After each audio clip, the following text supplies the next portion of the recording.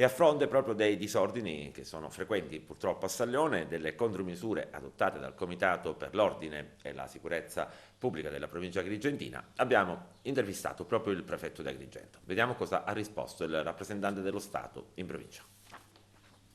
San Leone è diciamo che è il luogo in cui succedono tutte le cose belle e le cose meno belle di questa provincia. È un luogo magico, è bellissimo, è un'attrattiva per gli agrigentini e anche per chi viene dalla provincia e per i turisti. Dobbiamo cercare di fare in modo di tenerlo quanto più possibile pulito in che senso? Che le persone possano camminare, passeggiare, andare al ristorante, prendere un gelato in sicurezza.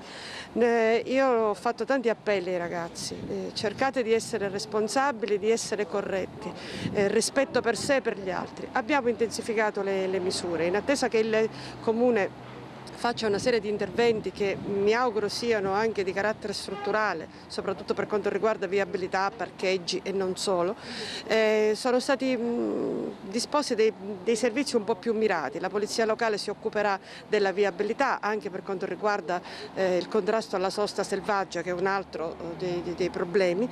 Le forze di polizia invece lavoreranno soprattutto, oltre che sui famosi assembramenti, che insomma adesso bisognerà anche valutarli con occhi un po' diversi alla fine di questo, diciamo, del lockdown, e comunque con un allungamento anche del cosiddetto coprifuoco, allungamento orario del coprifuoco, quindi soprattutto con particolare riguardo agli orari di chiusura degli esercizi pubblici e all'uso delle bevande alcoliche.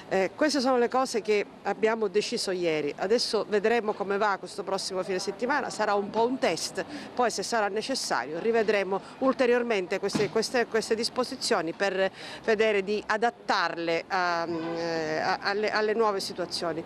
Il senso di responsabilità di tutti dimezza i problemi, ecco, li fa diventare un'area bellissima, un'area vivibile e fruibile da tutti, dalle famiglie con i bambini e dai ragazzi che vogliono andare lì a divertirsi nel pieno rispetto delle regole.